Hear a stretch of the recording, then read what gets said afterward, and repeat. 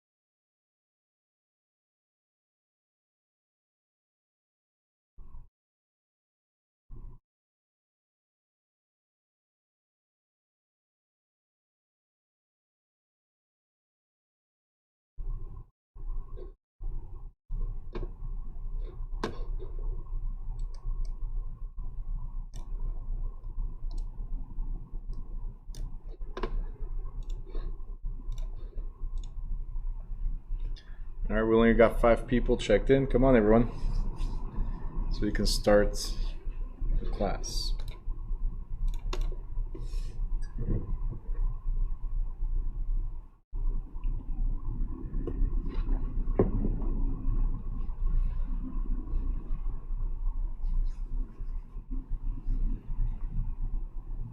Meanwhile, Jose A, I did receive your messages. I will reply to them tonight, okay? And I think Andre had called me or left me a message as well. All right, I'll check it out. I'm sorry, yesterday was not a very good day for me.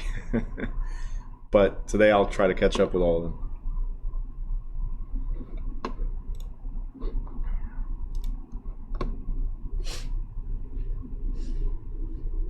I have a lot of people missing to check in. Okay, there you go. Marlon just checked in.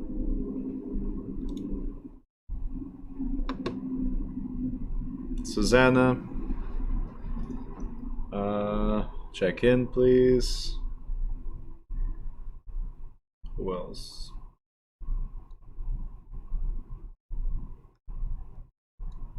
Katya, check in. Monifa, check in.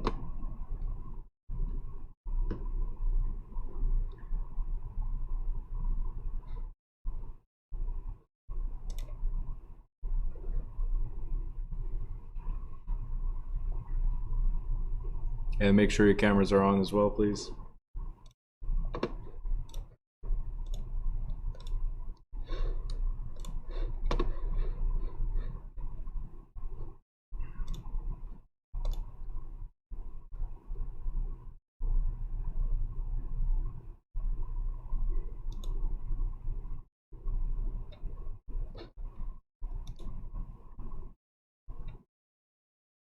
Marlon, yes, I have an exam this Saturday. Yep, you should receive an email. Everybody's going to receive an email, but only people that completed 75%, I'm sorry, 90% of the course are able to take the test. So Marlon, you are eligible to do so, obviously. So you can test yourself if you want, yeah.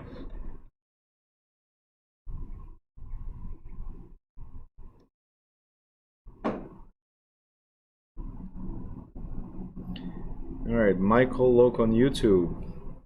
I wanted to thank you. I've been watching your YouTube classes for the past couple months. Today I passed my Georgia real estate test today.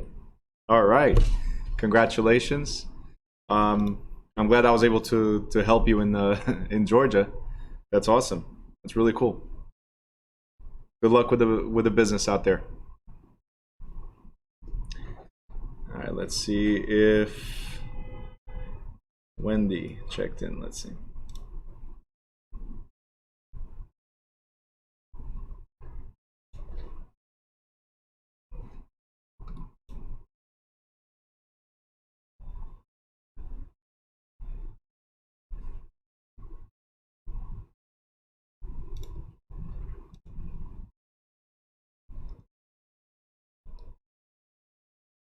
Nope. Not checked in.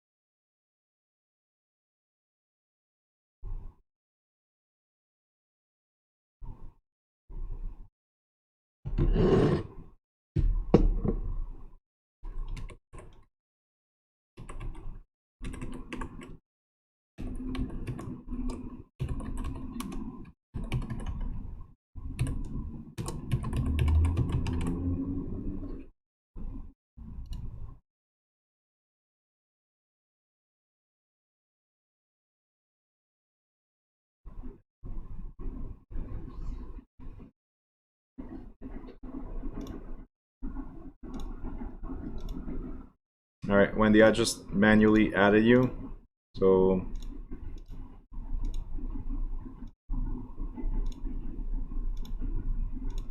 I got you checked in, okay?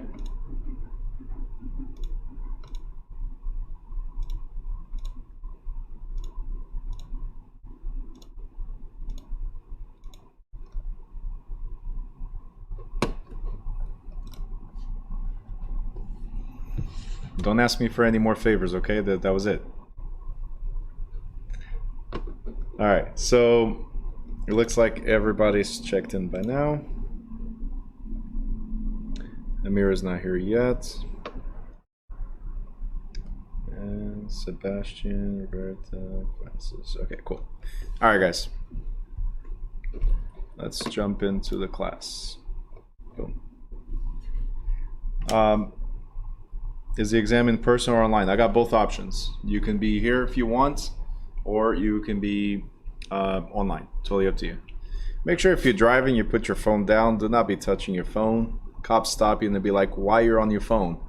What are you going to say to the cop? You're going to say, well, Bruno, you know, is teaching, so I can't pay attention to the road. Got to pay attention to what he says. All right. All right, guys, we're going to go over listings.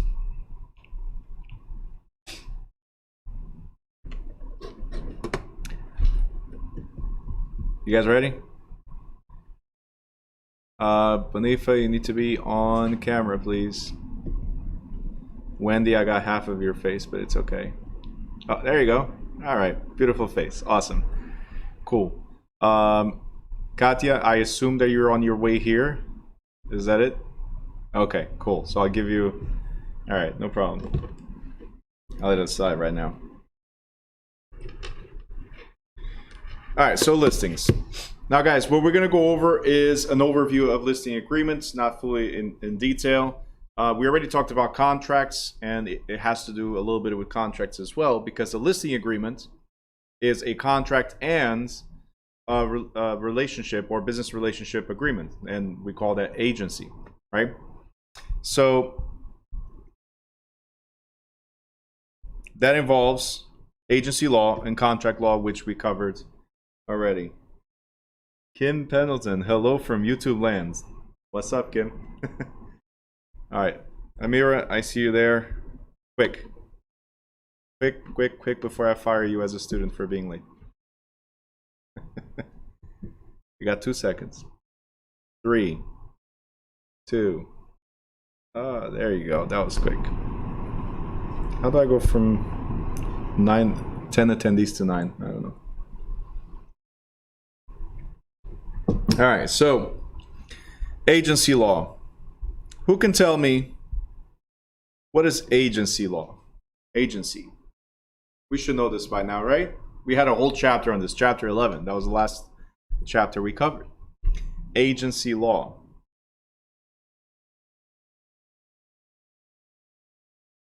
See that? Seller and agents? Okay. Philip wrote employer-employee relationship. All right, so it's the relationship between you, the employee, and your employer. Who's your employer? If you're hired by the seller, then you are a seller's agent. So sellers and agents, right? You are a seller's agent. If you are hired by the buyer, then you are a buyer's agent.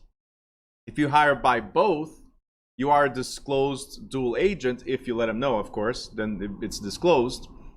And if you're not hired by neither one of them, you are a transaction broker, right? So let's see here. Andrea wrote rules that regulates the transitions between parties. Not quite the transitions, but the relationship between the parties. Jose A wrote principal and client. Exactly. So when you're hired by someone, that someone becomes your principal or your client, right? So agency law, very, very important for state exam. By the way, any state exam, not just the state that you're in. As you heard Michael a couple of minutes ago said in Georgia, he was able to pass. I can guarantee you in Georgia, when we're talking about agency, it's as important as it is in New Jersey, as it is in New York, as it is in Alabama, right? Agency is you representing someone, okay? So it's key that people understand, right, the definition of the roles of the parties involved, right? The fiduciary duties of the agent, so what people can expect from us, right? And the agent's scope of authority. So what are you authorized to do on behalf of someone else? That's what it is. Now, you already know this, the parties involved, I'm pretty sure you remember. The principal parties to this transaction, right, under agency law, the principal parties are the listing broker and the client. Where's your name here? Because you're not the listing broker, right? This is not the broker's course. So why isn't the listing agent here if we're the ones that go knock on that door? Say louder. Because we work under the broker, we are, Philip, thank you, a sub-agent, right? Every single contract is between the client and the broker only. Now, because we work for the broker, right? If we assist the listing broker in finding a customer, right, is an agent of the listing broker and sub-agent of the client. So that's the way it works. We have the seller, for instance. Seller hires the broker, and the broker becomes the agent. And because we work under the broker, we're the salesperson. We are considered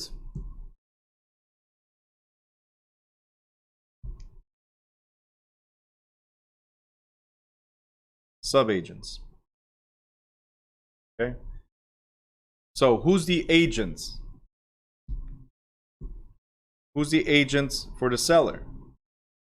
The broker is. What if instead of the seller, it said buyer?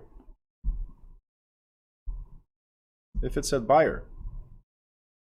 The concept is still the same.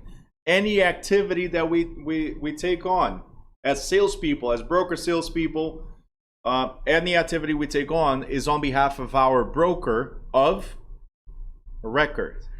Okay, so everything we do is on behalf of the broker of record. So we are always sub-agents of the client, right? So who's the agent of the client? The broker, right? So we went over this again in chapter 11, and I cannot stress enough of how important understanding this is when you go to take the exam, because they'll place a lot of scenarios for you to remember. Now, fiduciary duties. Who remembers what are some of the fiduciary duties that we must comply with?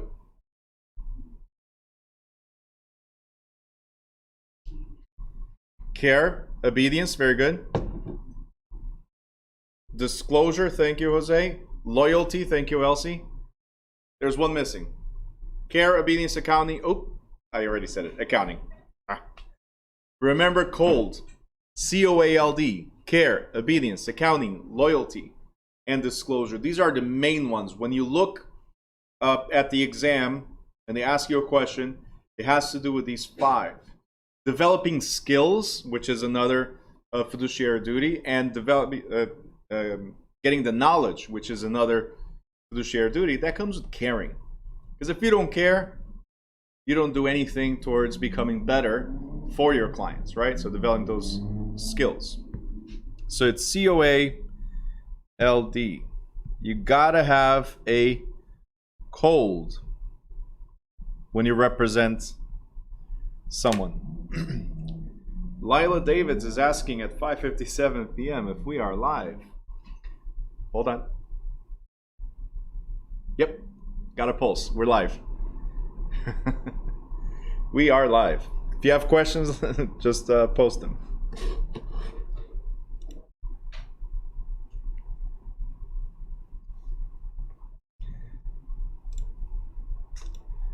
Let's see.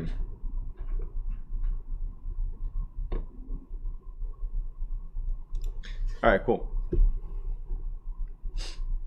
I know you're the one with the broken glass. Yeah, walking on broken glass and all that stuff. I got you. I didn't forget you.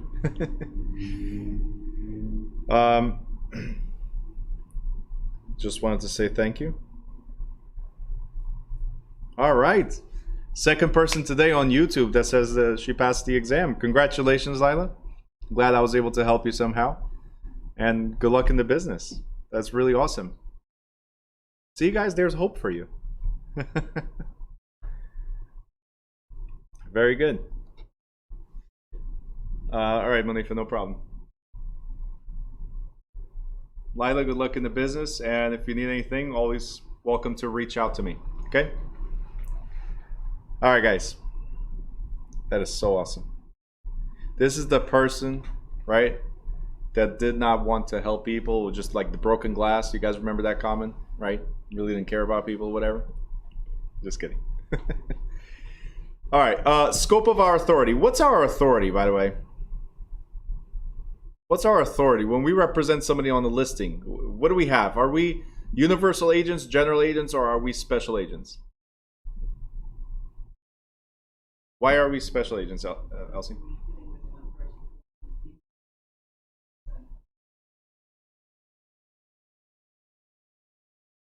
Close. It's one. You're there. You're one something. You have one power. That's the one something. So when you're representing somebody to sell, that's the power that they gave you, right? They gave you the power to represent them in the sale, and that's it. Once the sale concludes, what happens? Our relationship is over. So our agency agreement ends. Very good. Jose just wrote, oh, when I saw you the first time on the, oh, Melissa, changing lives. Yep. I'm trying, you know. Jose, when I saw you the first time on YouTube, I couldn't believe it. There you go. And now you're here and you're going to pass. Absolutely. No doubt about that. Right? Melissa, you know firsthand, you know, got people around, you know firsthand that I try to help as much as I can. Right? I heard your brother just got his first listing. He sent me a message. I still have to reply, but he sent me a message. Congratulations to him. It's really cool. Amira, what does cold represent again? So cold,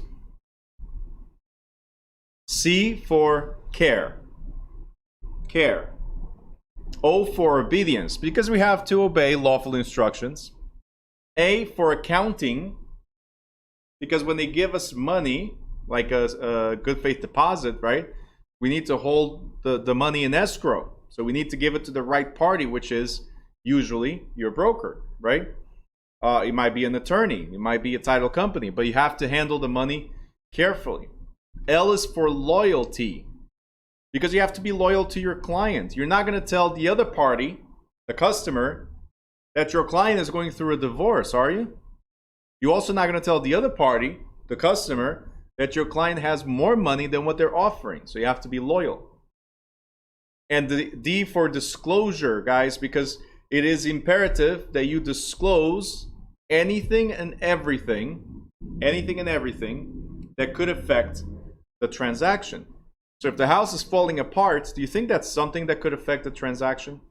If the house is collapsing, right? It is. If your client does not know how to look for these things, it is our job to see, well, it looks like there's a crack in the foundation, or it looks like it's lopsided or something, right? It's your job to know these things. So cold, care, obedience, accounting, loyalty, and disclosure. Okay?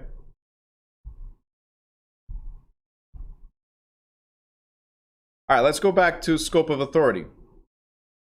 Just real quick.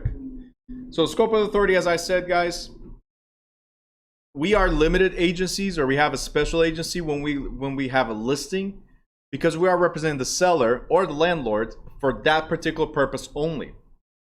If we are, if we are a property manager, we handle more than one transaction. We have ongoing duties and responsibilities, right? So if you're a property manager, you are a general agent because you handle more than one thing, right? Here, we only have a contractual agreement for either the sale or the rental of the property.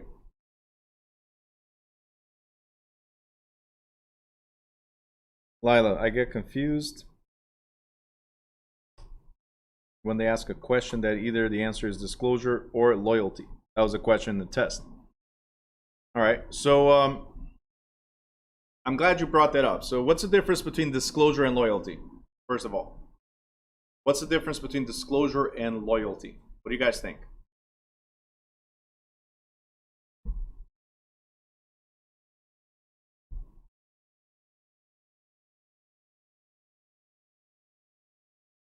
What's the difference between disclosure and loyalty? Client versus customer. Oh, Rob is in the house. Disclosure, you provide information. Okay. But it can be loyal and have to provide certain information still. Right? Loyalty has to do with following rules. Okay. Andrea says, disclosure, you have to be honest and inform about everything. What's everything? We don't have to tell everything. This is where people get confused. So the only thing we have to disclose, guys, is stuff that could affect the transaction. That's it. Not everything, but stuff that could affect the transaction. Not everything. You have to be loyal to your client. There are certain things that you cannot give out. Right? That's what I was saying before. You have to disclose that the house is falling apart. You have to disclose that if there's issues with the title, right? You have to disclose because those affect the transaction. But you'll never tell the buyer that the seller would take a lower offer. You'll never tell the seller that the buyer has more money. You'll never express the motivation of the sale or the purchase unless your client has expressly allowed you to do so, right? Now, there are standard disclosures that must happen. Standard disclosures. Those are the things you see in the house, the things you know about the house, or the things you could find out about the house, right? As far as the individuals, like, hey, seller, do I need to let the buyer know that the seller lost his or her job? On the seller side, that does not affect the transaction. But if it's on the buyer side, if the buyer lost the job, right? This is something, even though you're loyal to your buyer, this is something that could affect the transaction. Because if the buyer does not have a job, how can they get approved for financing to buy the seller's house? Are you guys understanding? So loyalty and disclosure are two separate things. I will be loyal to my client, but if it's something that could affect the transaction, I have to disclose, right? So that's pretty much the difference between them. You have to remember.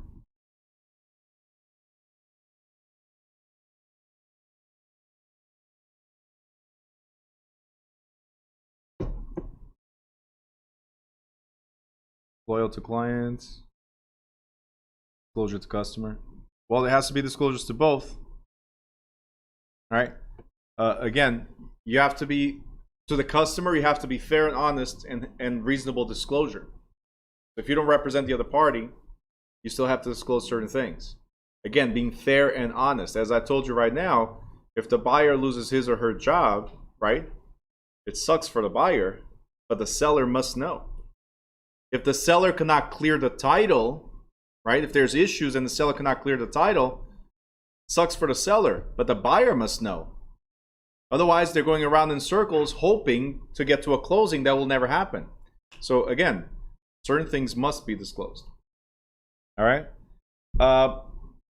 And I would go back to agency, the chapter on agency. You have those scenarios there where it says what you must disclose to a client and what you must disclose to a customer. All right, contract law. What is a contract? We already know agency law. What is contract law? What is a contract? What is it? Equal agreement? Contract. That's it. Agreement, meeting of the minds. A contract is where two or more people, right? Because I'm not going to make a contract with myself, even though I think sometimes we should hold ourselves accountable, right? But a contract is where two or more people agree to something, right? And we might have to sign. What if it's you're talking about signing, Eric. What if it's something that's verbal? Can we have a verbal contract? What if I have a verbal contract? What if I just talk to you? Where do we sign? We don't. All right? But you're right about the fact that a contract is between two people. Again, two or more people. We agree to do something. Okay? Now, isn't that what we do in the listing? Right? Isn't that what we do in the listing? We're in a listing. We are telling the seller what we're going to do, but the seller has to do some stuff as well, right? Like accessibility. The seller has to open the door for us, right? Or give us a way to open the door to show the property. So they have to do something. So there is an agreement here. And if we do things right, what happens at the end? We get paid. So there is a meeting of the minds here, right? It could be bilateral, it could be unilateral agreements. And if you guys remember, bilateral and unilateral, lateral means side, right? And when we say side, it means who must do what. If it's unilateral, one of us must do something before the other one can perform. Okay? One of us must do something before the other one can perform.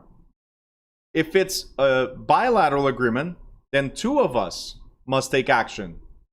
So both me and you must do something towards the contract.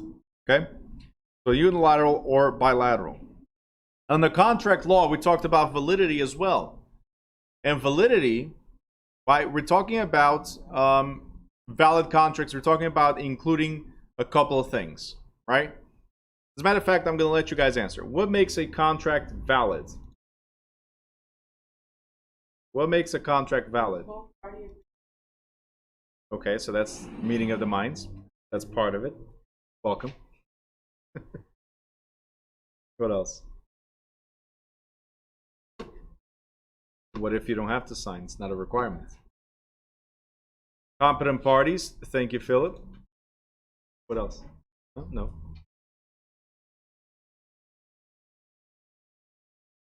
Parties acceptance. So offer and acceptance. It must be something legal. So legal purpose.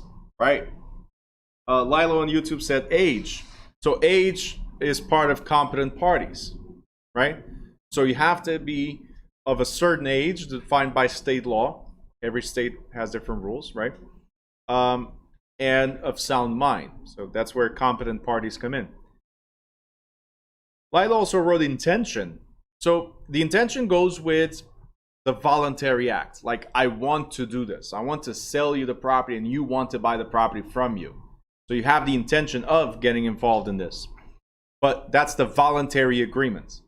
So pretty much what you need is competent parties, so 18 years of age or older and of sound mind, offer an acceptance or meeting of the minds as it's called, right? There's just one you guys have not said yet, right? I'm going to skip that one for now. And then there's legal purpose. Elsie, you mentioned that, and Jose as well. Legal purpose, that means it's not a criminal act, right? And obviously voluntary action. But there's one thing that's missing. There's one thing missing. What is missing to make a contract valid? Competent parties offer an acceptance. Philip, thank you. Consideration is missing. What is consideration? Exchange of value. Okay? There has to be an exchange of value. I'm doing this in exchange for that. So if I'm giving you money, what are you giving me back? Right? If I'm providing a service, what are you giving me in return? So consideration is what we exchange. Okay? Say it again. I'll give you money and you give me your assets. Okay? Do you have any? That I have at home doesn't count. Listen. It counts. It has to be comparable. All right? So I'll give you money according to what you have. That's pretty much what it is. All right. Hey, Ruth is watching on YouTube. What's up, Ruth? I'm going to keep on repeating. You know you can come into the Zoom sessions or be here in person. Just saying. Essential elements to be valid: contracts, mutual consent, competent parties, consideration, legal objects. There you go. Jose E says your Coke joke. That even rhymes. Perfect. The Coke joke, legality. You don't remember the Coke? Well, it has to be the right type of Coke, otherwise it's not legal. Exactly. All right. Anyway, so termination. Every contract must have some type of termination. Legal form. Now, when we're talking about legal form, and I'm going to go quickly through this. When we talk about legal form, if you guys remember a few minutes ago, Eric was saying you have to sign, right? Do we have to sign? No.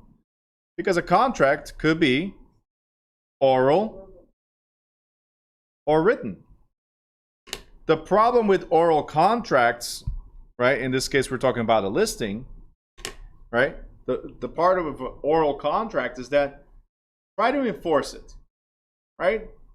Realtors, we get paid for what we do, right? But we don't get paid unless we have something in writing. So go ahead. Try to take me to court on our verbal listing. Good luck with that. You know what I'm saying? So usually anything that's related to transfer of real estate, and if it involves commission, must be in writing. In fact, many states consider only a written listing to be enforceable. Okay? Jose A says, loss of time and money. That's right.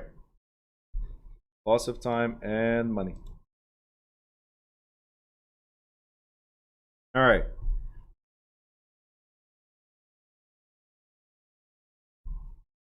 Now, in practice, a broker should get every listing in writing, make sure it clearly states what the broker is authorized to do and how the broker will get paid. That's common sense. An oral listing, even if enforceable, limits the broker's ability to remedy problems. I just mentioned that. A contested oral listing must be supported by considerable evidence to be enforced. Broker may not sue the principal, as I was saying. And if the client dies, a broker may not be able to obtain compensation from an oral listing. So again, keep it in writing. Now we have these words. We already talked about them before as well. Expressed or implied. An express listing, verbal or written, manifestly authorizes the broker to pursue certain actions for the client.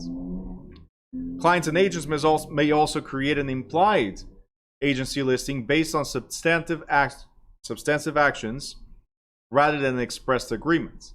So, we talked about this in contracts. What is the word expressed and what is the word implied? What do these have to do, right? So expressed is something, again, as we said here, we manifest, we express, we state it, right? I told you this is what I was going to do, right? Stated. Whether it's verbal or written, we state it somehow. Implied, always based on actions. So if it looks as if this is what I'm doing, then you're expecting this something to be done. So as long as it looks like that's what I'm doing, right? Hold on, got a ambulance or something coming through. Lila wrote physical. I don't know. Physical, like the song. Let's get physical, physical. I don't know what do you mean by that. Andre is dancing already. Don't retract messages, okay? Don't delete messages. Imply. Did that just show my age or no? That song, no? It just said new direction. There you go. Imply to expect the other party to perform. There you go.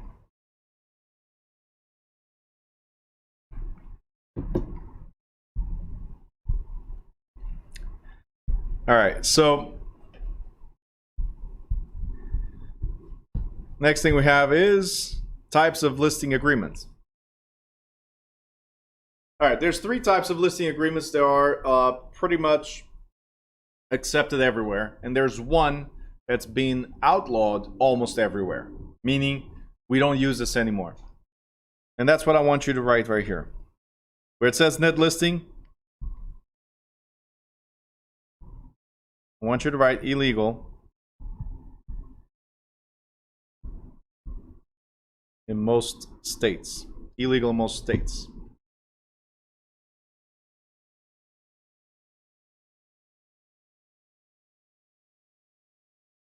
Okay, when you see net listing, illegal in most states. Where it says exclusive,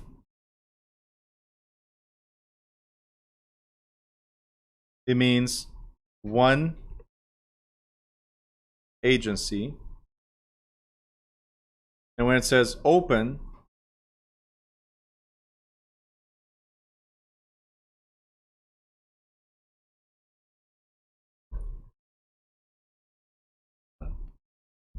this is when I put in a different color.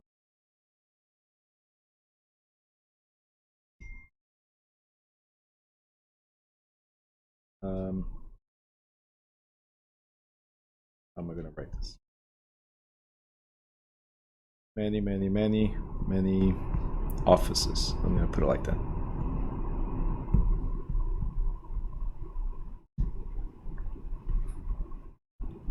Easiest way to remember. So that's the real estate control by government, net listing. No. We're going to go over that. No, don't worry about it. All right. So every time you see exclusive, right, exclusive right to sell or exclusive agency, it means we're dealing with one agency only or one brokerage only. Open listing means many offices. So you're dealing with a lot of people. Okay. And I'll explain all that in a second.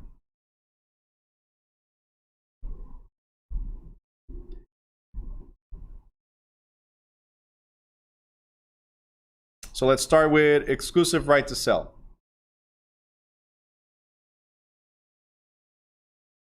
In exclusive right to sell, I want you to write marriage. Lila says open listings doesn't discriminate. Everyone is welcome. We're going to get there. And from what I can tell, you're happy with that one.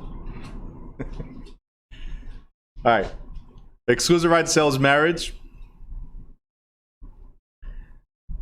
The next one, exclusive agency. We are engaged. So fiancés, right? I'll explain it better in a second.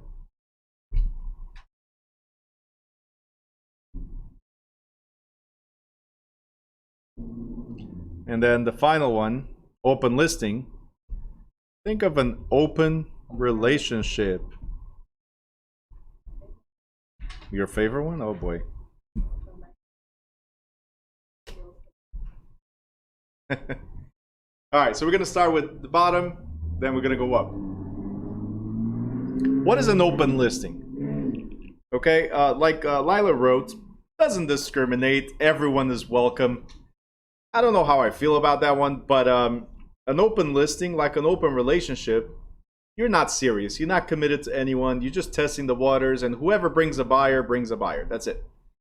So I'm not giving you the contract to you specifically, or to Eric specifically, or to Elsie specifically. I'm just saying, hey, Katya, if you have a buyer, let me know. Elsie, if you have a buyer, let me know.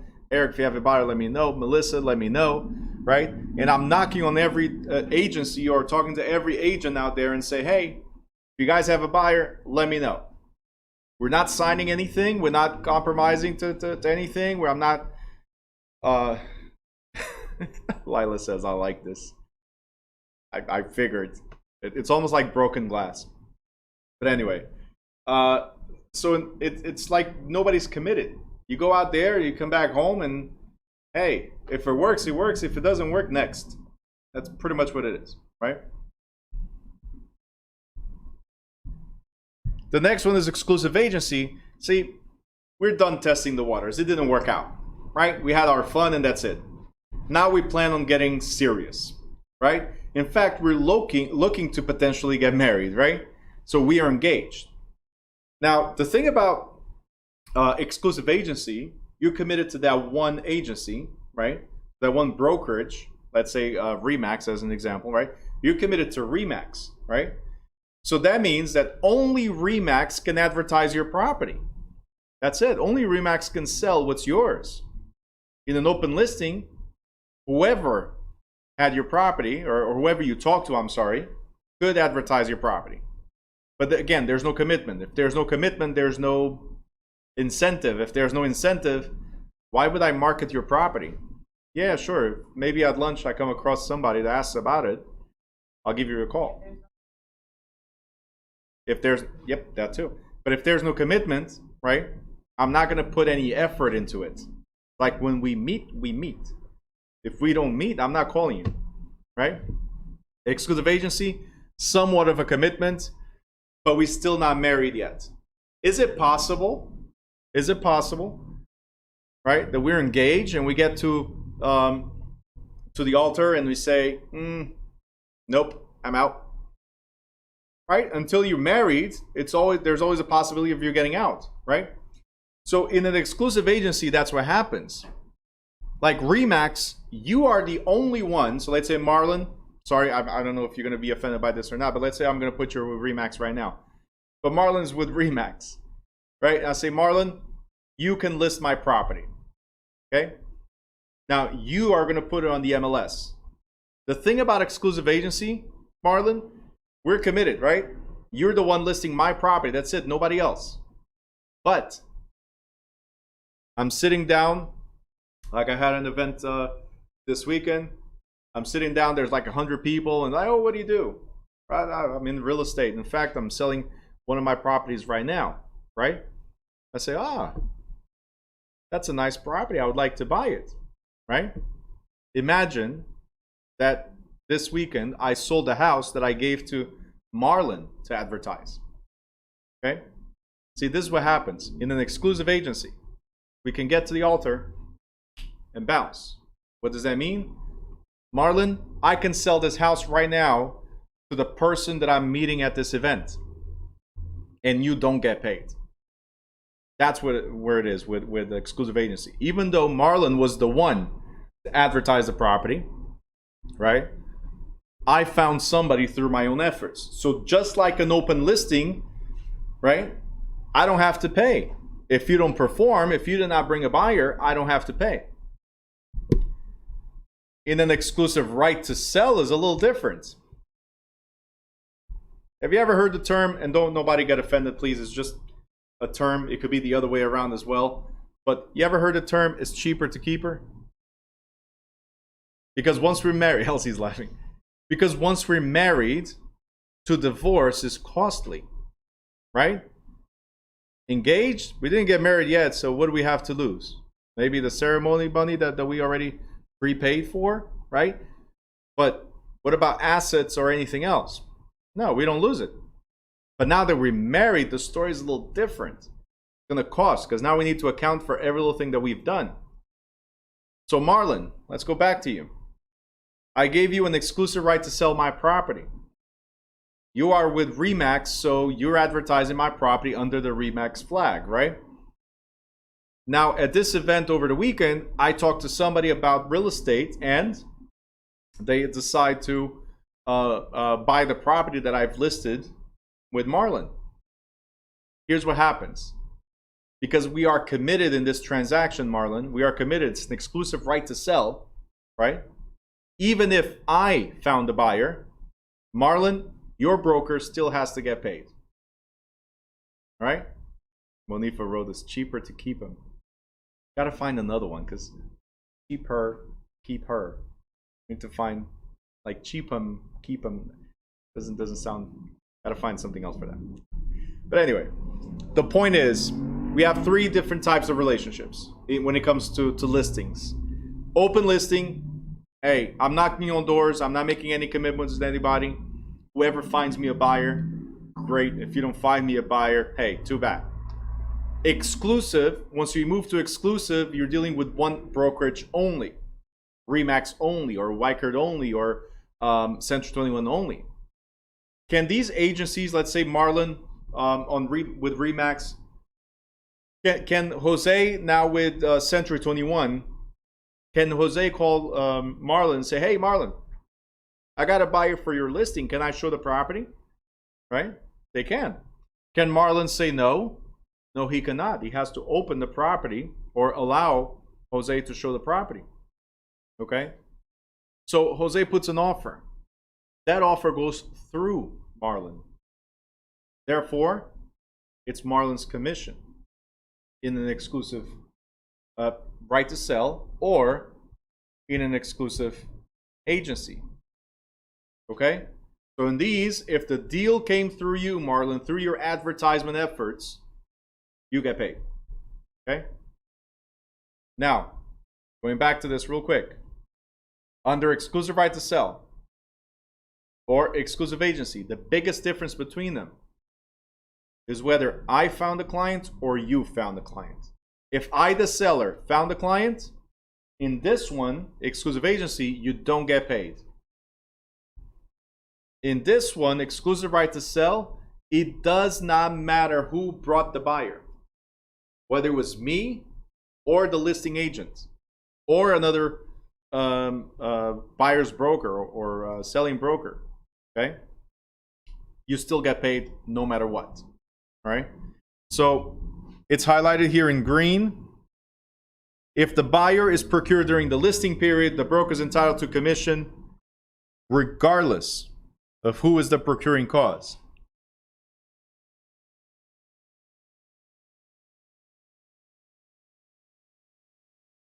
I'll address that in a second, Jose.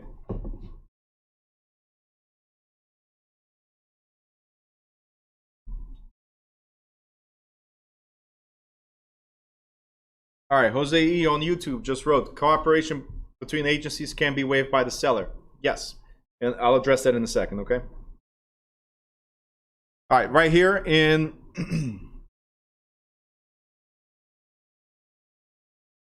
in exclusive agency,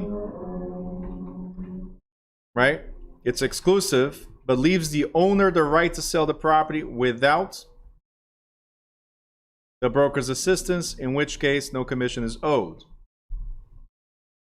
If you've done some marketing, Marlon, if you've done some marketing and I sold it through my own efforts, I might still have to pay you something, right?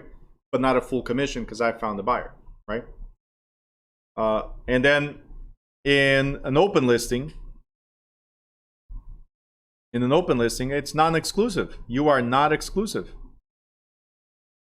So the broker who is the first to perform under the terms of the listing is the sole party entitled to a commission.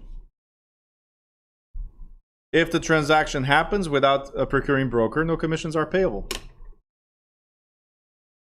Lila wrote, I mean, I like the way you are explaining the different agencies. Easy to remember.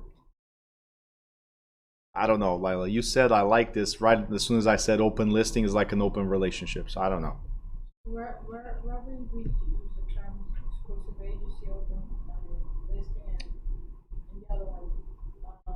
how do we know what the scenarios that we're falling to? Yeah, so that's the thing. Guys, this is part of disclosure. It's part of your job to explain to the sellers, hey, Lila says stop. All right. It's your job to tell the sellers, hey, Mr. or Mrs. Seller, these are the ways I could represent you, right? We have to open our mouth and put them in our in the back. You have to, but unfortunately, a lot of agents, what you guys do is you show up, you fill out the paperwork, or you ask them to sign and you fill it out later or whatever. That's not a good thing. You have to be able to explain to them, right? Mr. or Mrs. Seller, I would like to be fully committed to you. I would like to marry you, right? You can even bring it as a joke. Anyway, so the point is I want to be fully committed. Like, I'm going to invest in you, right? So I want to protect myself as well. I'm going to invest in you. So exclusive right to sell is what I usually would go for. But Mr. or Mrs. Seller, you have to be aware of the other options as well. Now, after explaining this stuff, exclusive right to sell, exclusive agency, and open listing, I'm going to go with Jose A's question. Which one of these is better? And when I say better, better for the client, not for you. Which one is better for the client? The marriage is better? Okay, we're going to go with that. I'm waiting on more answers.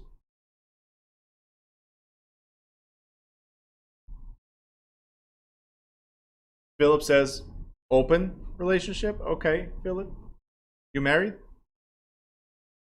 No? All right. Okay, cool. Jose says for the clients open. Because I got, in the previous class, I got somebody in trouble because the husband was passing right behind the student, right? As soon as she said open relationship was the best, I said, hey, husband. I didn't get her in trouble though. I'm just messing her. Jose A says for the client open, for the agent exclusive right to sell. Okay. Lila says exclusive agency.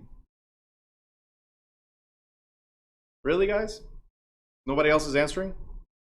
Which one of these three is best for the client?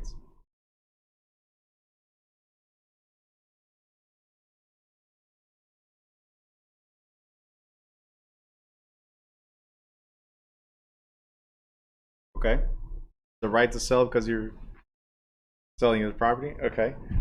The other ones were not selling property? Rob Da Silva says exclusive. There's two types of exclusives, Rob.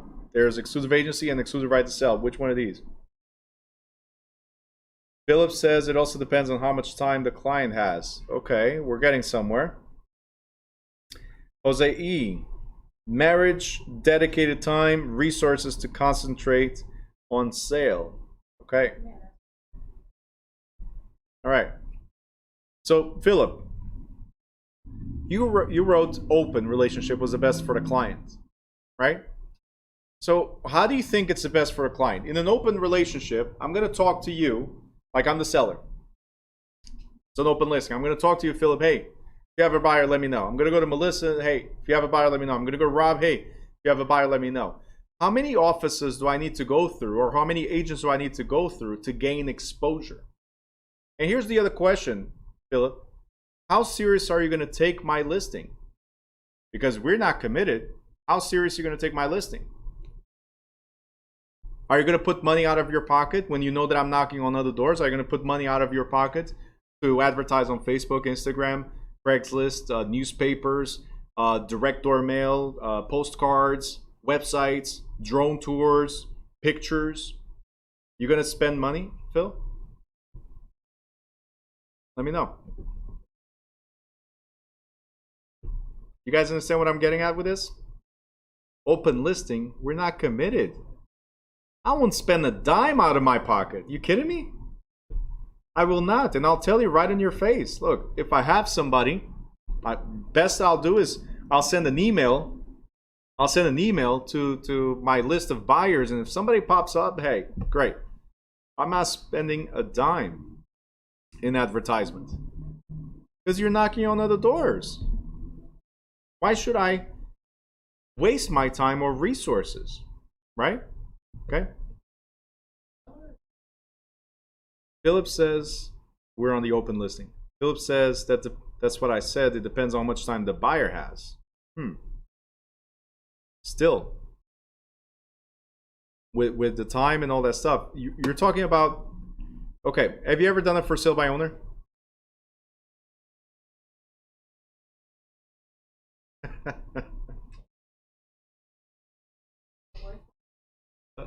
I'm sorry, just give me a second. Jose E on YouTube just wrote open listing equals cheap date. That works as well. All right. Who wants the mic? Philip wants the mic. Hold on.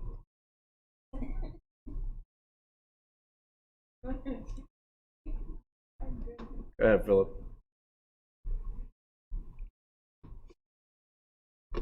No?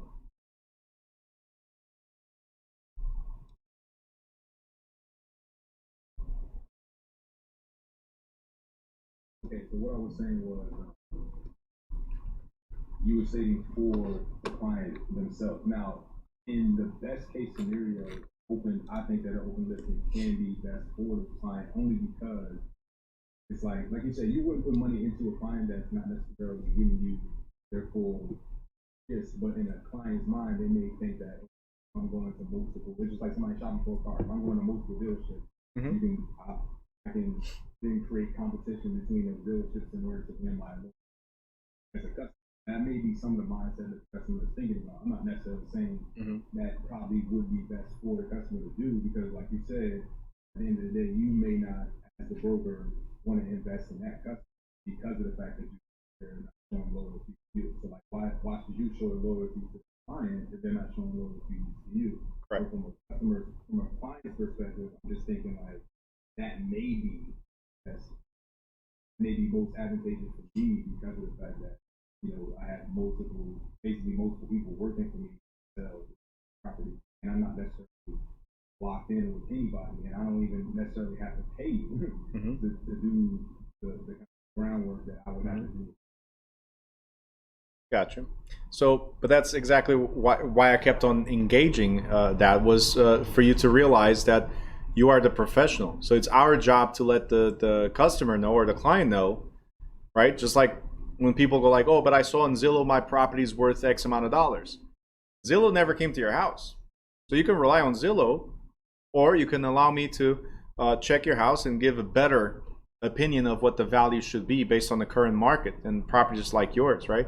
So what I'm trying to create here between these three is not only to see your opinion, but also to make you guys think of how you should explain this or how you should approach your clients and let them know, hey, just like you said right now, for you it might look like it's the best because there's no commitment, right? But you have to knock on several doors to get exposure of your property. It's almost like a for sale by owner pretty much, right? But if you allow me to represent you, right? Now there's a couple of things I'm going to do. So you give me some type of exclusivity. Here's a few things that I'm going to do for you. Now we're somewhat committed. Now I can tell you my plan, right? So that's the point that I was trying to get at. Yes, in the client's mindset, like yours, almost everybody here went for open listing, and usually people go for open listing. In a client's mindset is like, hey, I'm knocking on several doors, no commitment. If somebody finds a buyer, great. Here's one thing people do not know. An open listing usually does not go on any MLS. So you think there's exposure? See, MLS is a database that broadcasts to all the agents that are part of it. So instead of me knocking on several doors, I just need one agent to put it on the MLS and it broadcasts to all potential interested buyers. You understand what I'm saying? So it's your job, Philip and everybody else, it's your job to understand the difference between these three and be able to bring the client, save the client from themselves. Because if you want for sale by owner, that's pretty much what an open listing will be. No commitment to anybody, and you don't have to pay commission. But it could take 6 months. You could take a year. Like you said, if they have the time, right? But here's the other drawback. If it's on the market for that long, you start becoming a little desperate. And now people know that it's been there. As an investor myself, and you are an investor, right?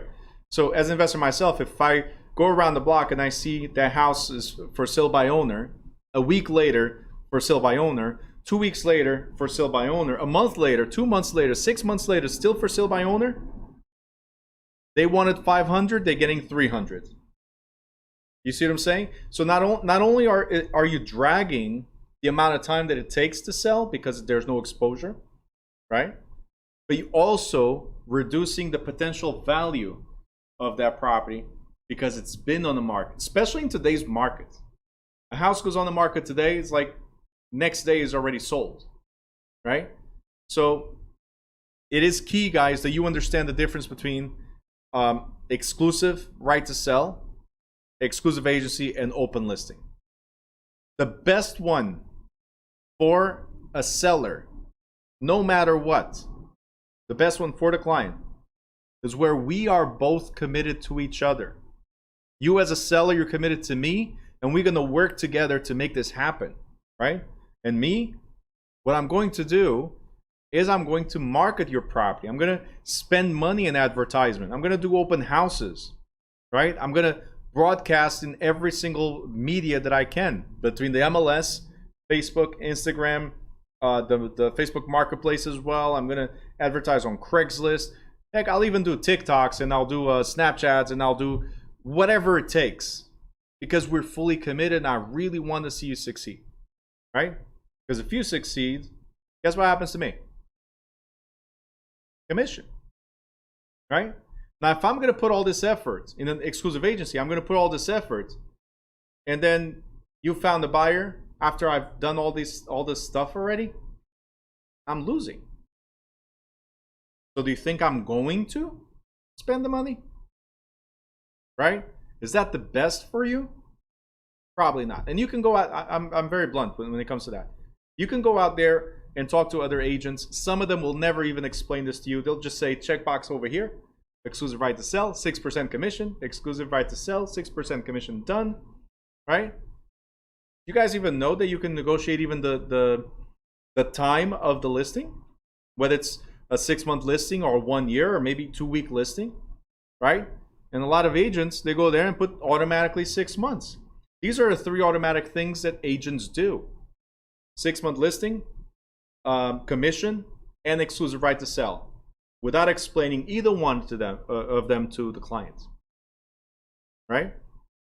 So this is key. You have to be able to explain to the client. So which one is the best? When I was asking that, it was really not about put yourself in the client's shoes, right? Is try to bring your expertise now that you know the difference, right? And explain to the client why exclusive right to sell is the best. We're both committed, right? Lila, open listing equals free dates. I don't know about that. Some open listings might be very expensive. Lila, in your experience, what is the most popular agency? In my experience, it's the one that nobody talks about because they just have everybody sign.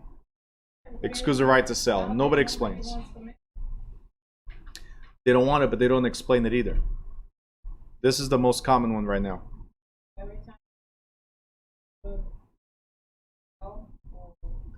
Somebody directs why.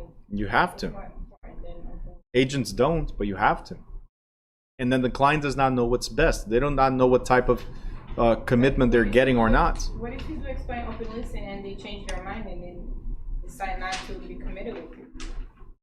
Say it Aren't again? you losing that sale? Well, in either one of them, if either exclusive agency or open listing, you're losing the sale if they go somewhere else. Yep.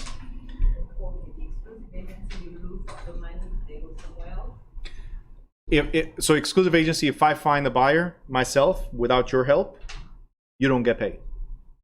I might have to give you some type of money based on what you've spent, but you're not earning commission. You understand?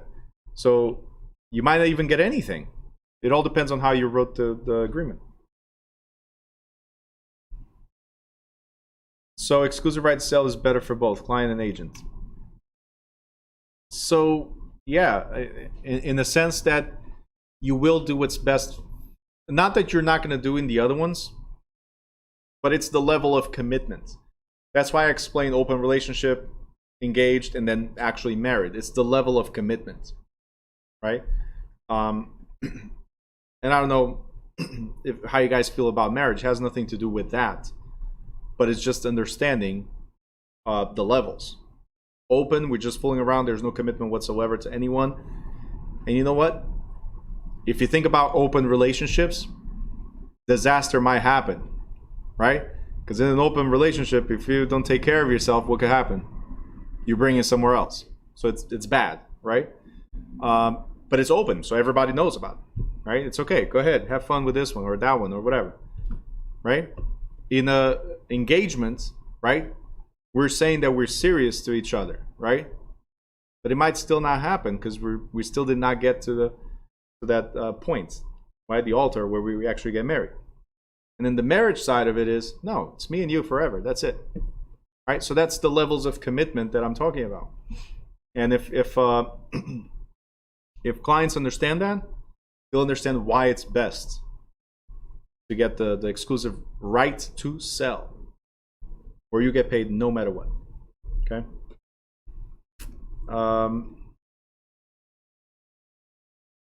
Yeah. Okay. What about this one? Net listing. I told you guys that this one is illegal in most states. Okay. Net listing is illegal in most states because a net listing is where you're asking the seller, and by the way, you should ask this in every single listing no matter what.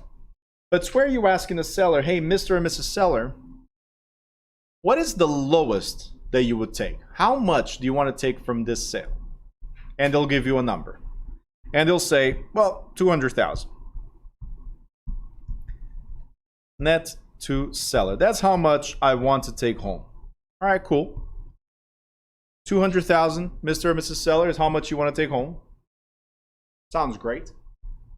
But as a realtor, as a salesperson or broker salesperson, you already know upfront what the market value is, right?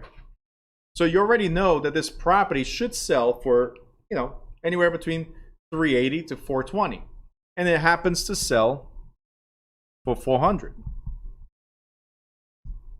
Sales price, right? In a net listing, all you're promising the seller is the 200,000, and everything else is your commission. Obviously, there's closing costs, but this is just for presentation purposes. In this example, I also exaggerated, but this example, that's not bad, right? 50% commission. Who would like to have 50% commission? Everybody, right? See, net listing is illegal because you're giving the seller what they want versus what they can actually get, right? There's nothing wrong with getting 50% commission. The thing is, you have to tell them up front, Mr. or Mrs. Seller, hold on a second, Mr. or Mrs. Seller, I charge 50% commission. If you do that, the seller is already aware of the high price, right? But if you leave it in an open market like that, hey, whatever the property brings is mine, is that okay? Knowing already that's worth way more than what the seller wants, right? Then are you acting in the best interest of the seller, or are you acting in your own best interest? It's your best interest. That's what you're doing, and that's wrong. Because representation should be client's best interest or principal's best interest, all right? So can you say 50% up front? If the client agrees to that, perfect. But you have to say it up front. Sorry. If you do it without telling them, that's robbing them. But if I tell you I charge 50% commission and you're okay with it, how is that robbing? It's not. I was upfront with you. I am very expensive, but I'll get it sold tomorrow. I'll get it sold tomorrow. Are you okay with that? You see the difference? Right? You're entitled to negotiate commissions, but negotiate them up front. Don't hide. And that's what it would be. Here, A net listing, right, is one in which the owner sets a minimum acceptable amount. You have to ask this in every single listing for several reasons. One of them is to figure out if the house is sellable, right? Because if they want 200 but the property's worth 230, 200 plus your commission plus closing costs and all that stuff, it's above 230. So can we sell this property? Probably not. What is the balance on your mortgage? Well, it's 210. We're definitely not selling your house today, right? So you need to know what's the bottom line for them, right? But getting the bottom line and saying that I'll receive whatever after that, that's illegal, okay? These are very unprofessional, and many states have outlawed. Many states have outlawed them because it's a conflict of interest. Some states Lila says it's not very fiduciary. Yep. Huh? Some states still use it. Some states still allow it, not many, but they still allow it. How is that in the client's best interest? Most states become a performance-based state. So if I tell you up front, look at the difference. I know you want 200,000, right? But I charge 50%. Let's say that's what I'm doing. I'm charging you 50%. If I tell you up front, I charge 50% commission. Property sells for 300, right? Sorry, extra zero. Then I get 50% of 300. If the property sells for 400, I get 50% of 400. 500, I get 50% of 400. But it's based on performance, and I told you up front that's what I was going to take from you. Just like when I charge 6% or 10%. It's of whatever the property sells for. It's not, hey, I'll get you 200,000 and the difference is mine. What if the property sold for 1 million and this person just wanted 200? Will be very mad once they found out that. Exactly. That's why you have to let him know up front, hey, Mr. and Mrs. Seller, your property is worth $1 million. I'm going to charge you $800,000 for this sale. And if they're okay with it, that's not a problem. As long as you disclose how much you will charge, how much you'll get paid. That's the difference. Up front, let him know. Right? Now, do you think the client would be okay with that? Do you think the client will be okay with 200,000 commission? All right. In fact, the client might not even be okay with this one. Look at this example. It's a simple, obviously I exaggerated, right? Pleasure. The seller requires $75,000 for a property. The broker sells the property for $83,000 and receives the difference, $8,000. Not much money, right? I just got $8,000. That's it. Not much money. But $8,000 is almost 10%. Now it becomes a lot of money. You understand? Because it's almost 10%. And I did not tell you that my fees were 10%. But if I stated my fees are $8,000 or 10%, if I stated up front and you were okay with it, that's not a problem. Okay? All right. I was thinking that it was illegal because the government didn't want agents to get wealthy. No, it's just illegal because it's not in the client's best interest.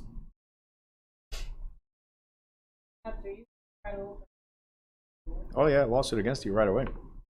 All right. Transaction broker agreement. Who can tell me what is a transaction broker?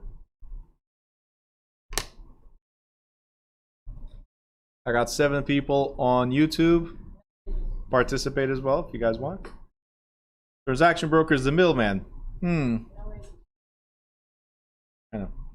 Middleman, Philip? What about if you represent the client? Aren't you the middleman still?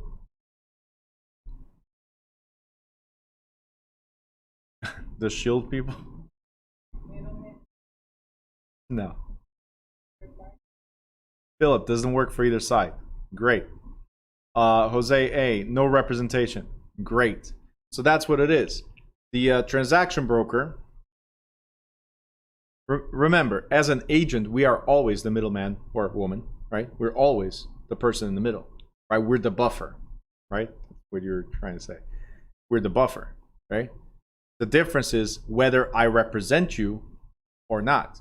Am I a facilitator only?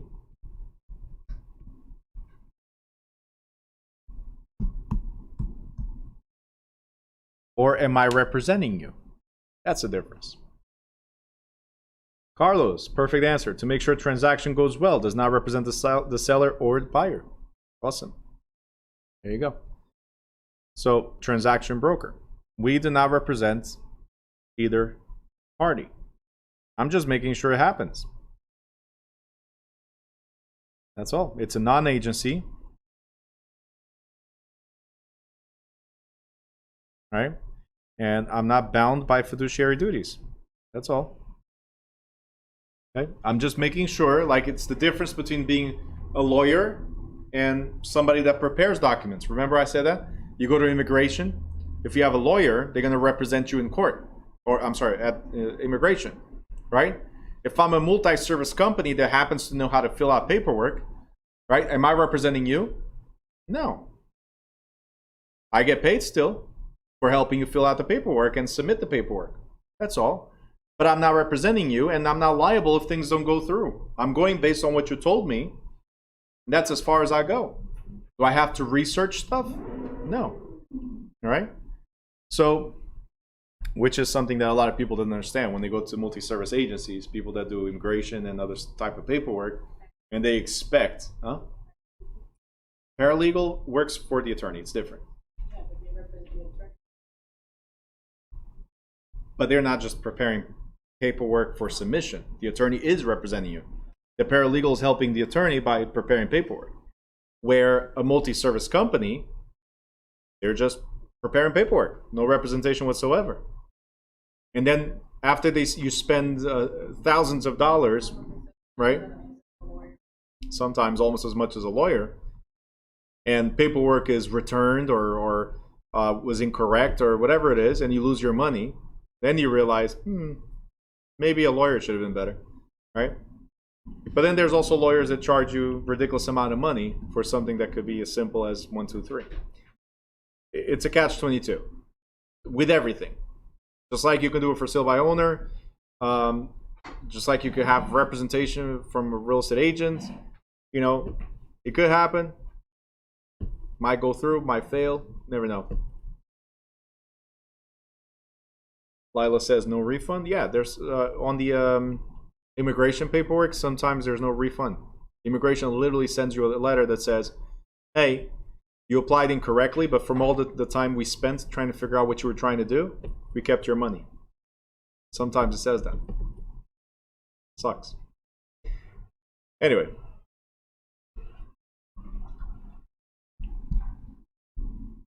Multiple listing. Now, multiple listing, or as we know, MLS, right? It's not the Major League Soccer, right? MLS is multiple listing service or multiple listing system. This is, I call this the Craigslist for realtors. I gotta call it somebody else because nobody uses Craigslist anymore, right?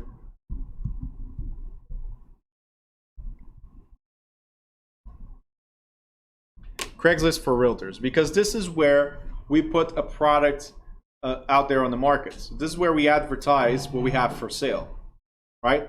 And who are we advertising to? To other realtors. So this is where we share listings. Okay. Google listings. That is true. Oh, they do have some stuff on Google. Jose A says, I miss Craigslist. Well, it's still there. It's just Craigslist never became user friendly. Like it's whatever they created stayed that way.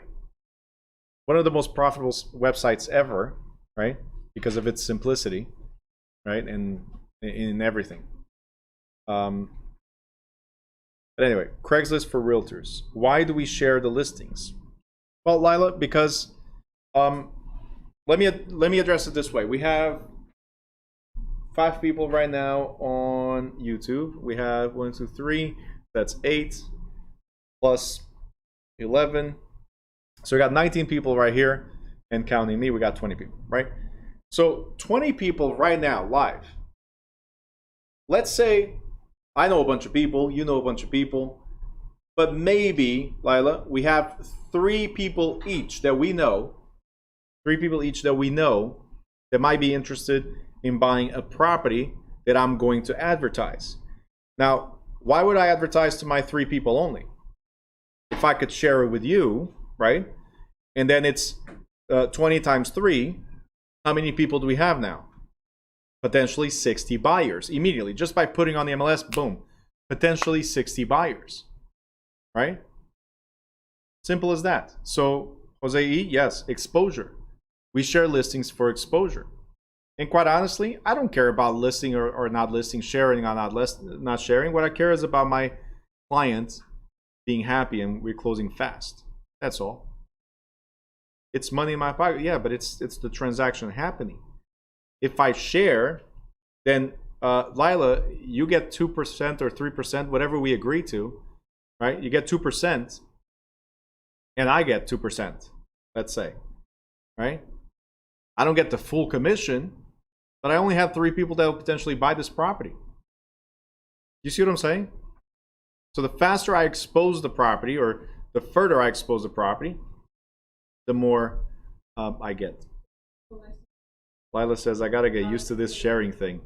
I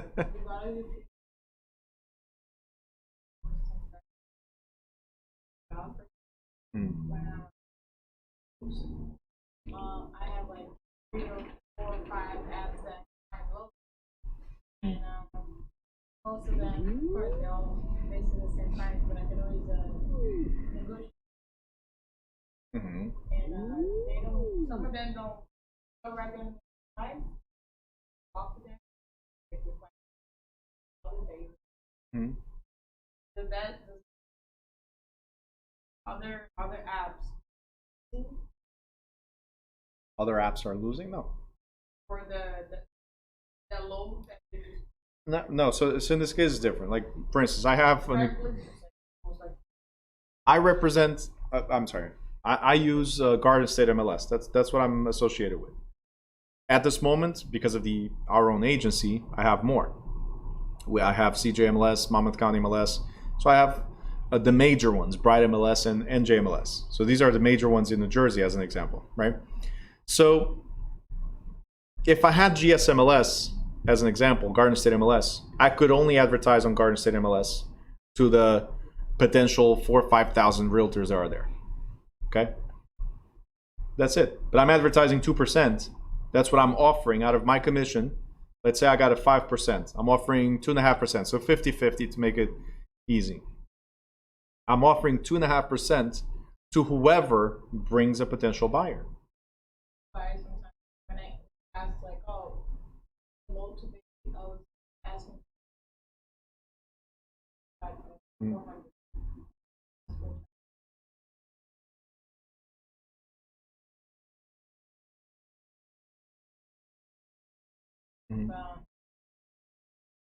Broker. Everything through the broker, yeah. To the broker to let him know, oh, I have a potential client, but he wants this.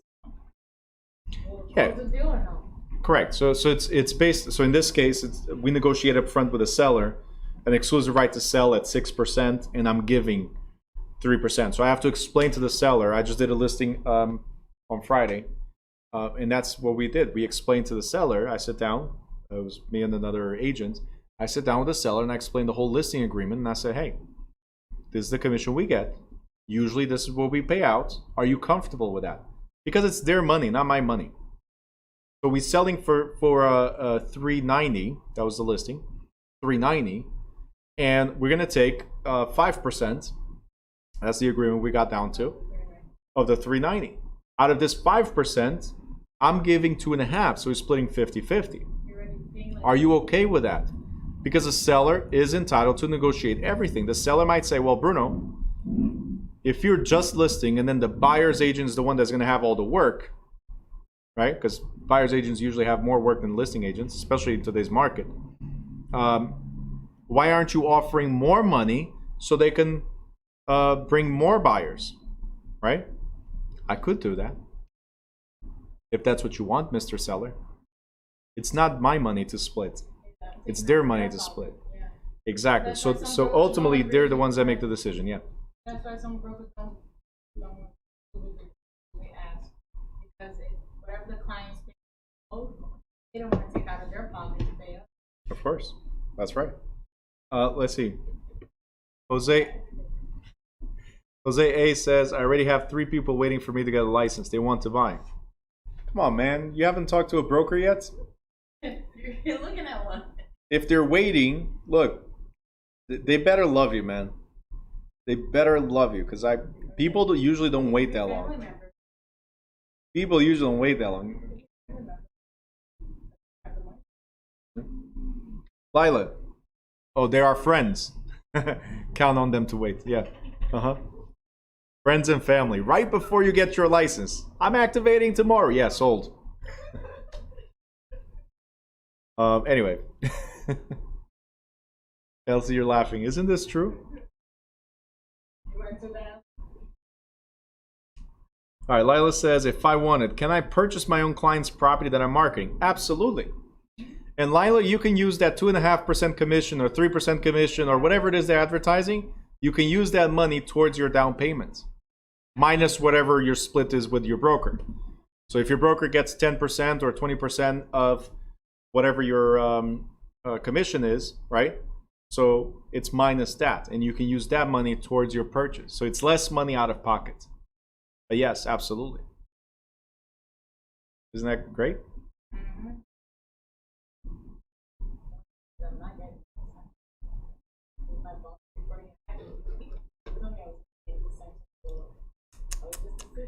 You're in the wrong place. All right, Jose wants the mic. You gonna talk about your friends, Jose? Okay. I want to talk about me. Okay, let's talk about you. Say I work for you, right? And I bring a buyer. And can I ask you? Can you help me out with the negotiating the commission? Or? Well, that question is very simple. Your broker is supposed to help you out every step of the way, beginning to end, until you're comfortable enough to do it on your own. I'm not supposed to do the job for you, right? But I am supposed to help you from the beginning to the end.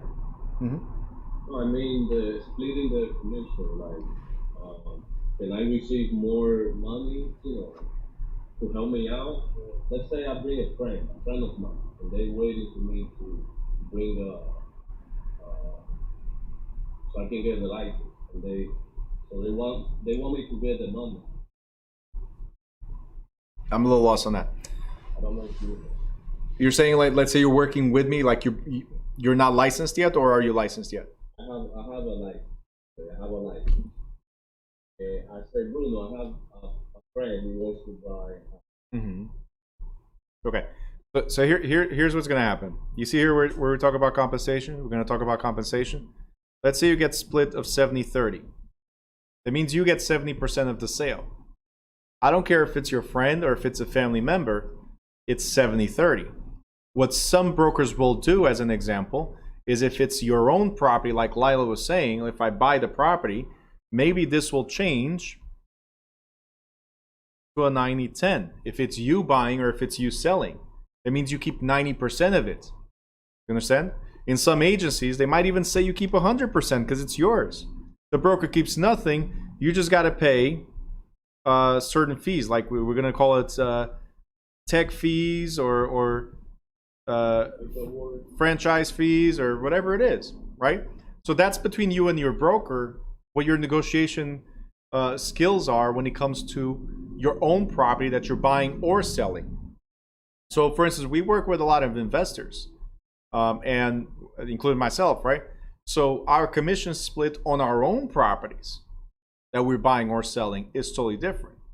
And the only reason why I'm 100% okay with being, for instance, on a 90-10 is because I'm using the company's resources, right, to advertise.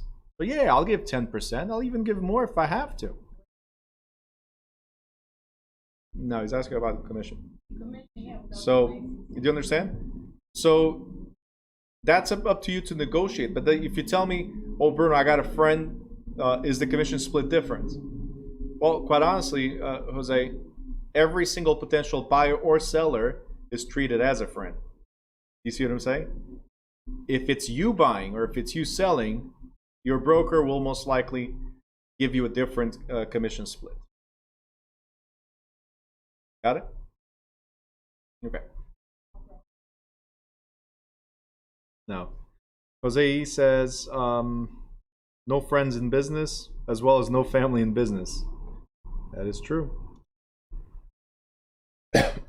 Sorry. All right. And it sucks to say that, but friends and family, when it comes to business, one of the things that I was talking about, and not going too political into things, but it's funny how in sports and politics, you'll go and spend thousands of dollars in getting the flags and the caps and the jerseys and whatever. I open up a business and nobody shows up to support me, right? I've opened up several businesses and friends and family were the last ones to show up and say, hey, congratulations on opening up the business. It's always like that. So I love my friends, I love my family. I don't count on them when it comes to business. I hope they do. I hope they think of me. But I don't get upset if they don't. My cousin just bought a house without me. Without my dad. My dad's a realtor as well. He just bought a house without either one of us. My dad was upset. I wasn't. I wasn't counting on it anyway. If it happens, great. If it doesn't happen, all right. I just saw my cousin the other day. Got no problem with that. No stress. The Gemini. What'd you say? Oh, no.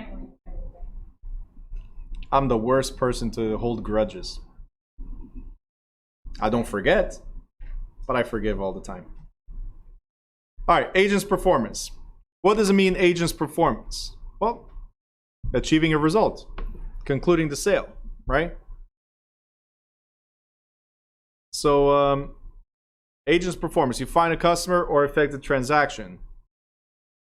The listing generally specifies the results to either finding a customer or effecting a completed transaction.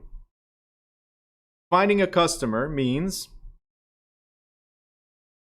locating a party that's ready, willing, and able to transact under the client's terms.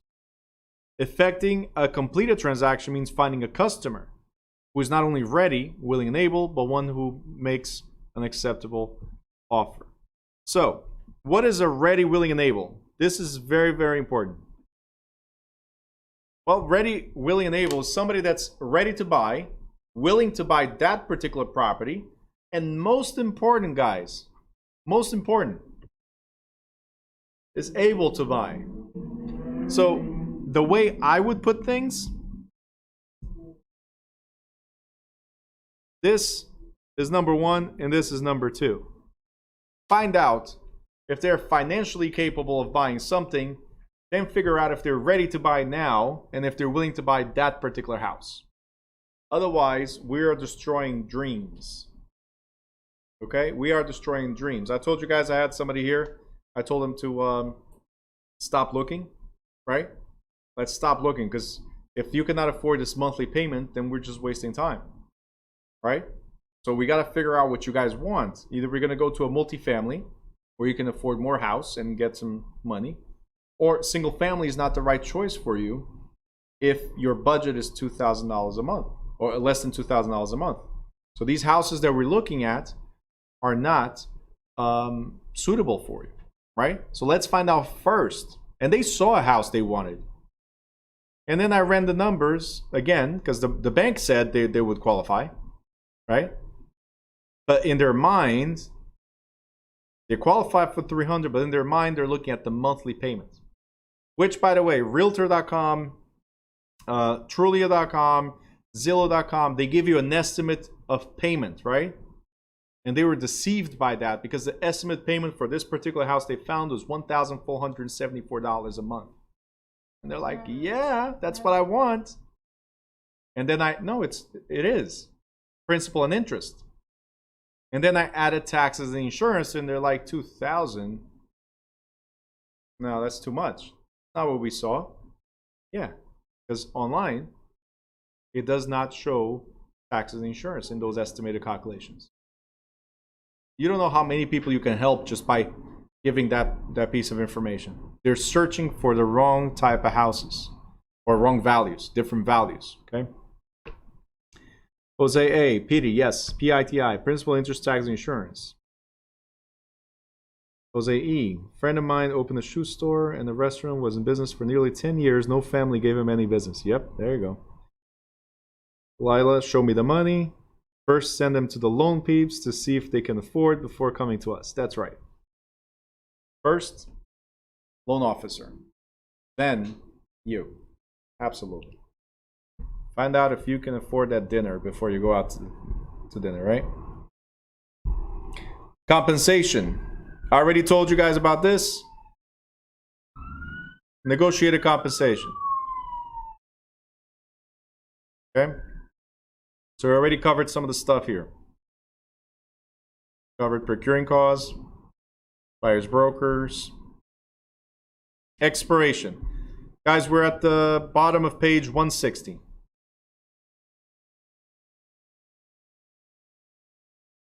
Okay, what is expiration? Listing expiration. So a 6-month listing expires 6 months from today. So listings generally must specify a termination date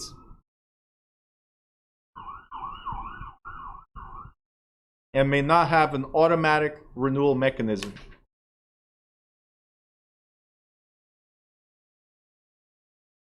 Listings do not automatically renew. Remember that. All right, next we have revoking a listing. So canceling a listing. Real quick, it says right here,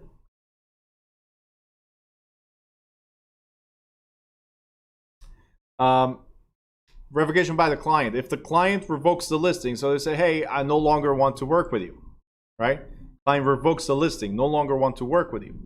Depending on the type of listing agreement you have, you guys already know that you might get paid something or you might get paid nothing. So if it's exclusive right to sell, the client is liable for the broker's actual costs if they cancel, okay? If the property sells during the term, you're liable for the commission. That's obvious. Exclusive agency. If the property does not sell, then it's liable for the broker's costs only, right? But obviously, might not be liable for commission, depending on who sold it. If it's an open listing, no liability whatsoever. So you can cancel at any time. Okay? Exclusive right to sell, you still have to pay. Exclusive agency, you might have to pay. And open listing, you don't have to pay. That's pretty much the breakdown of it. If it's the broker that cancels, so I say, hey, you know what? I don't want to work with you, the seller, anymore. Right? If the seller suffers in any way, shape, or form because you canceled the agreement, you backed out of the agreement, if they suffer, they can sue you for money damages. How could they suffer? Because they were counting on you. Because you said that you were going to do this and that for them, and they went with you versus anybody else. So you could be held liable for it. Okay?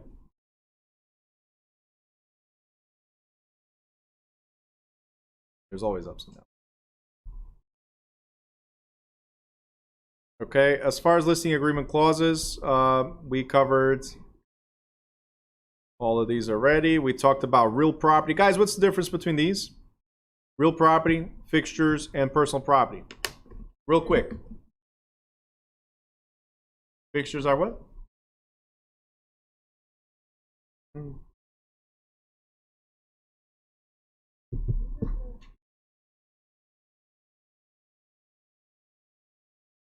Andrea, trade fixtures are business. Okay, but fixtures are not business. Trade fixtures are. I'm sorry, you said what? Land is real property. Great. Jose A, real property is tangible. Perfect. Fixtures are removable. And personal property is movable. There you go. All right? So you need to know the difference between these, because when you're getting a listing, you need to know Mr. and Mrs. Seller. Mr. and Mrs. Seller. What is included or what's not included in the sale? Right?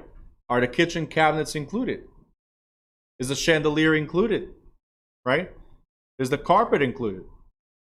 Is the bed and all the appliances and all the furniture included? You got to ask these questions.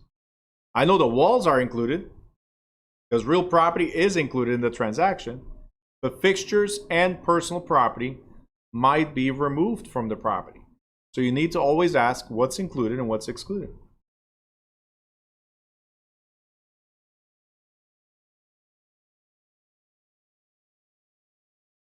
Okay. Lila says fixtures stay with the property unless otherwise stated in the contract. Okay. So as far as fixtures staying in the property, usually yes, depending on the type of fixtures. Because again, if it's a business, right, might not be. Personal property, chattel. Perfect, Jose. Perfect. All right. Listing terms, agent duties. We already went over all of these. Agent's compensation. All right. On the next page, we're on page 163. Jose E mentioned this before. Cooperation with other agencies, right? We were talking about the fact that Marlon has to show the property to Century 21, right? Marlon, you were from Remax before, and Jose A was from Century 21, right? So you cannot tell Jose A, hey, listen, you're from a different agency, so I'm not showing the property, right? But an agent, but a seller can tell the agent, direct them to exclude the cooperation. So I can have the seller tell me, Bruno, do not show the property to anyone outside of your agency. That's called a waiver of broker cooperation. We are required to cooperate with other realtors and other brokerages, right? But if the seller directs me not to, I have to comply with that. All right? So, very important. Cooperation with other agencies. This clause requires the seller to agree to either cooperate or refuse to cooperate with other agencies. Okay? The seller has to sign, yes.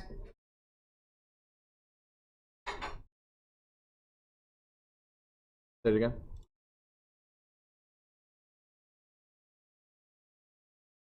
No, because it's not advertised. It's when we have the in-house listing, so it won't be on the MLS. It won't be anywhere else. The moment you put on the MLS, then I have to cooperate. Simple. If it's not to cooperate with other people, then it will be on our site only. That's it. We can't discriminate. You guys already know. Dual agency is illegal unless we disclose. You already know this. Yeah.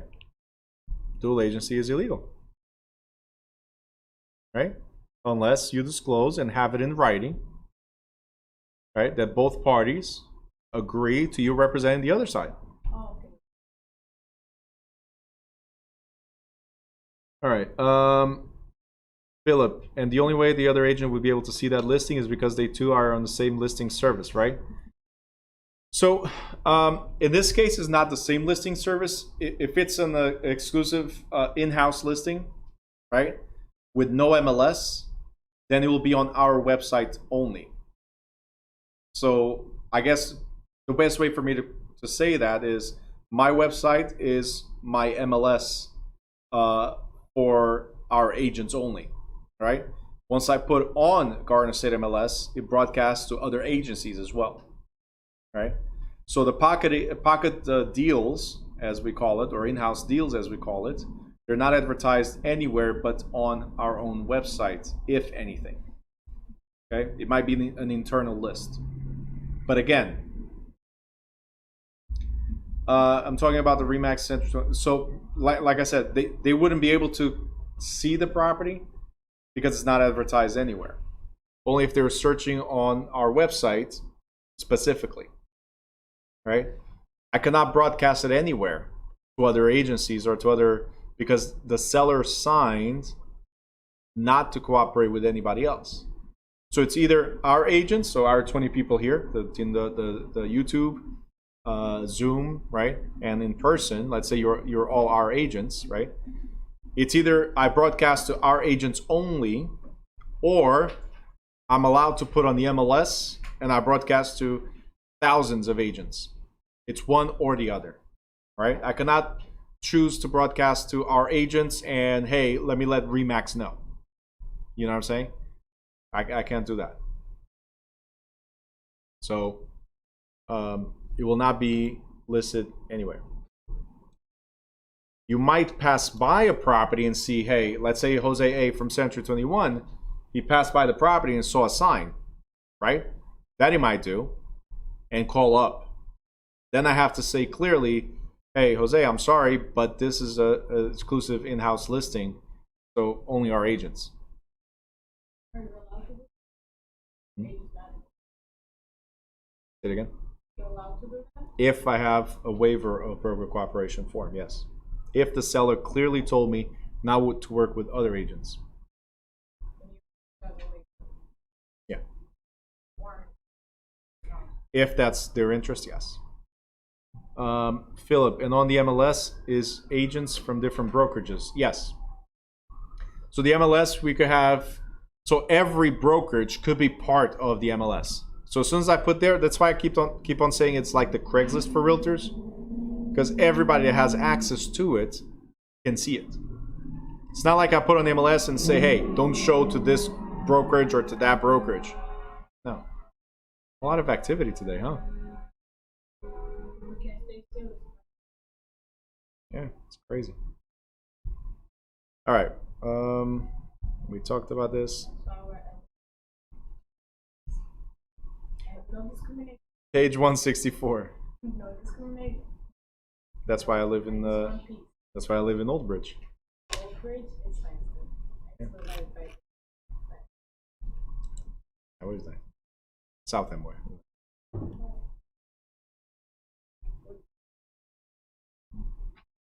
Almost opened an office there. That's the way I was looking at it. You think about it? I'll work. You'll work there? Yeah. Sounds good. I know the area. Guys, we talked about disclosure. You guys remember the Not My Monkey video? All right. What's one of the things that I told you when we watched that video? One of the things that I told you that will protect you. Say louder. Cover your assets. That's what you got from it. Yes, absolutely. That's right. Cover your assets. CYA. But no, one of the things I told you was point fingers, right? If you're doing a listing and people ask you, how old is the roof? Do you know how old that roof is? No. Who should know? Owner. The appraiser will know? No. Say louder. The owner. You don't know how old your own house is? You should know. Because if you haven't replaced the roof and you've been there for 30 years, you know it's at least 30 years old. At least, right? But yeah, no, the appraisers don't know much information about the house or the details. They only know. No, they'll get information from a database, but they don't know all the details. Who would know? Carlos says refer to expert sources. Okay, Carlos, perfect. But in this case, in a listing, who is the expert source regarding the house? The owner. That's why we require with every listing, guys, you should have what's called a seller's property condition disclosure statement. Okay? I just gave it to the seller on Friday, and I told him, look, over the next couple of days, over the weekend, fill this out. I'll come on Monday or Tuesday to pick it up. If they're a second owner, They could be a third owner, 10th owner. How would I know what you own? what if the previous owner information? Then there's an option there to put information not available or I'm not aware, right? It's either a yes, a no, or not available or not applicable. City Hall should know? Not my monkey. All right? What I'm asking you as a seller, Katya, what I'm asking you as a seller is, to the best of your ability, fill out this paperwork, right? Be truthful. Be honest. What you know, you know. What you don't know, you don't know. Just be honest. That's all I'm asking, right? Because at the end of it, you're going to have to sign. Let me see if there's a sample here. Ooh, no. Because at the end of it, you're going to have to sign it, right? Agreement? The seller's property condition agreement. You have to sign it, and I have to sign it as a buyer saying that I received it. Okay? So the seller's property condition statement is signed by both the seller and the buyer. You telling me what you believe to be the condition of the property, right? And me saying, right, I saw what you told me. I'm good with it. I saw it on paper, exactly. You told me. Jose A, and if there's something wrong, you're covered with the seller's property condition, right?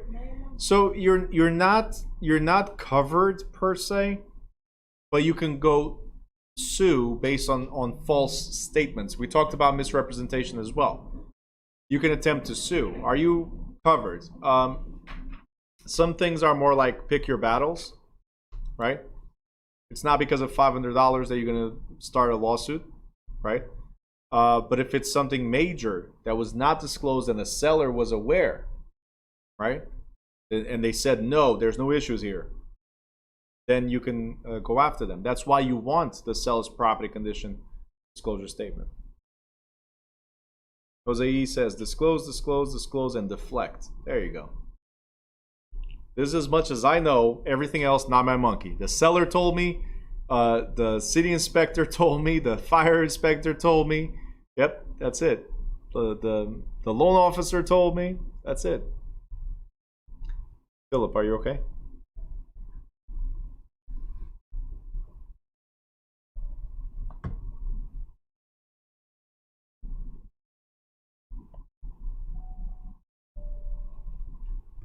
I'm just trying to figure out what this is, Philip.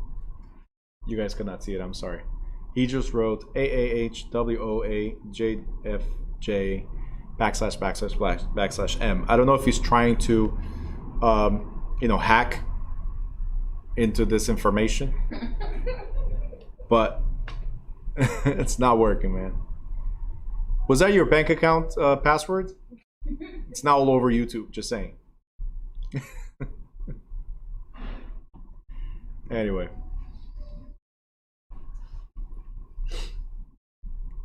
All right, exclusive buyer agency clauses.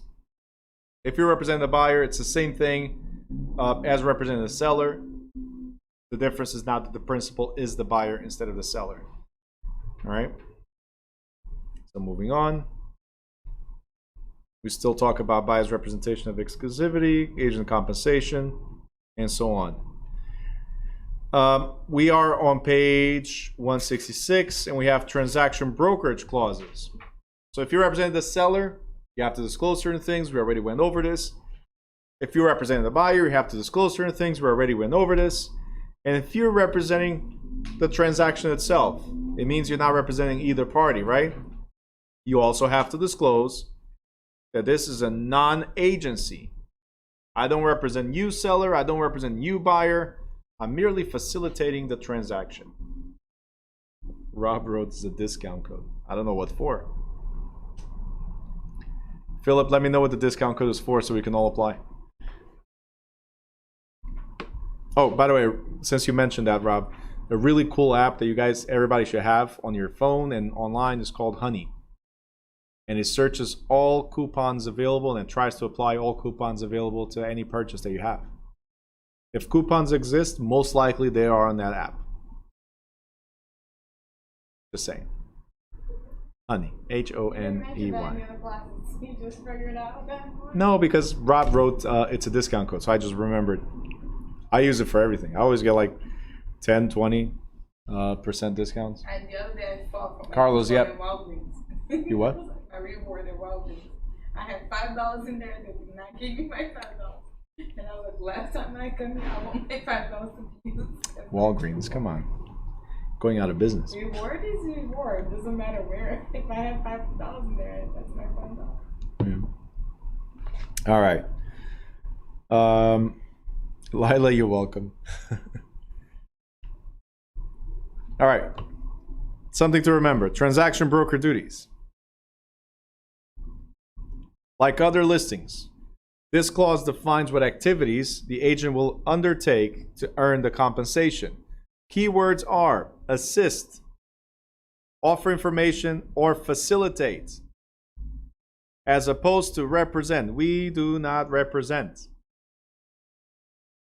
We do not represent. Okay? Activities include web searches, showings, advertising, and so on. But I do not represent. You got to remember that one.